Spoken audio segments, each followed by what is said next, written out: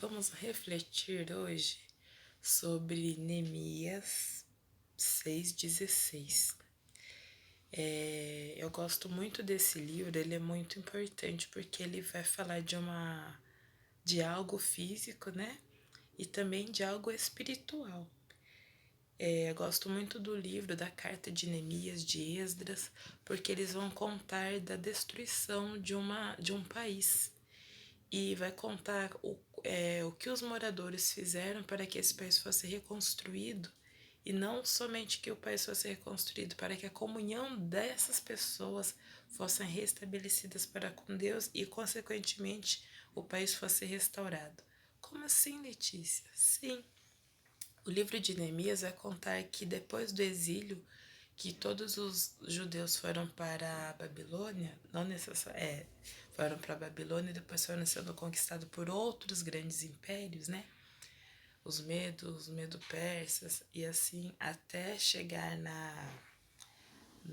na volta do exílio, que durou 70 anos, vai contar que Neemias ele estava servindo ao rei quando ele sentiu muita aflição em saber que seu país estava perecendo e ele estava lá, podendo fazer tudo e não fazia, entre outras palavras, né? Podemos ler dessa forma. Então ele pediu para que Deus, né, o ajudasse a ter favor perante o rei, e ele pediu ao rei que o liberasse para ir até Jerusalém e ajudar na reconstrução, porque havia muitos poucos daquele imenso país que restaram disso tudo. Então o rei lhe permitiu e perguntou se ele precisava de alguma coisa, algo mais, mas ele sentiu vergonha. Vai contar na narração do livro de pedir ao rei ajuda, porque ele falou que Deus já estava na frente. Então ele sentiu vergonha de pedir algo mais, se ele tinha falado que o Deus dele ia prover. Aí nós vemos que os inimigos das regiões vizinhas, porque era como se eles vivessem, vou fazer uma analogia bem grotesca, mas é só para ser entendido, como se vivessem em Minas Gerais, que tem várias montanhas, como se ao redor dessas montanhas fossem vários outros povos que viviam ao redor tentando cercar e dominar. Então, quando os inimigos souberam que eles estavam reconstruindo a muralha da cidade, que era o que protegia aquele país, no caso Jerusalém, que era onde ficava o templo, que foi destruído com a conquista babilônica, eles começaram a fazer de tudo para acabar com a obra.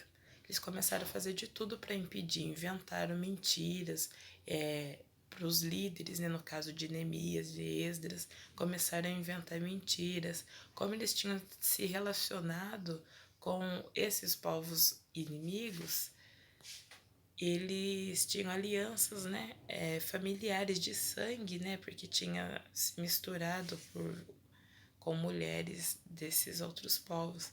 Então, até os levitas, que eram os que eram responsáveis para levar o povo ao conhecimento das leis, os escribas, estavam todos envolvidos com esses povos. E nessa medida que eles iam construindo, reconstruindo, iam avançando na construção da muralha, está acontecendo toda essa contextualização de discórdia, né? De contenda, de mentiras e calúnias sendo levantadas para impedir mesmo a obra.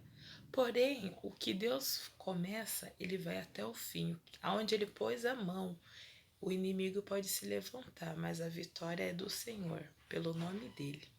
Então, o que acontece? Aos trancos e barrancos, e em muita oração, em vigília, que onde eles estavam com uma mão com uma arma para proteger caso viessem a invadirem o país, e com a outra faziam a obra. Dia e noite eles não descansaram, mas eles conseguiram concluir.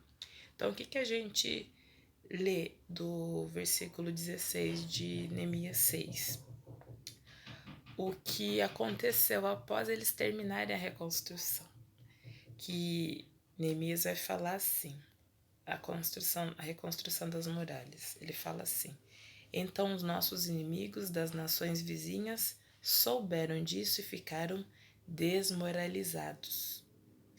porque todos ficaram sabendo que o trabalho havia sido feito com a ajuda do nosso Deus. Esse é um versículo que eu amo ler, arrepia, até quando eu paro para pensar. E o que nós podemos tirar disso? Que vai ter levantes, vai ser fácil, não vai ser fácil, mas com a ajuda de Deus, com a perseverança, nós vamos até o fim. E aqueles que se levantam contra vão ter que reconhecer que foi Deus. Amém? Guarde essa palavra, que ela edifique a tua fé, que você venha crescer e a prosseguir em conhecer ao Senhor. Amém? Deus abençoe uma excelente semana. E não esqueça de continuar lançando a semente. Amém.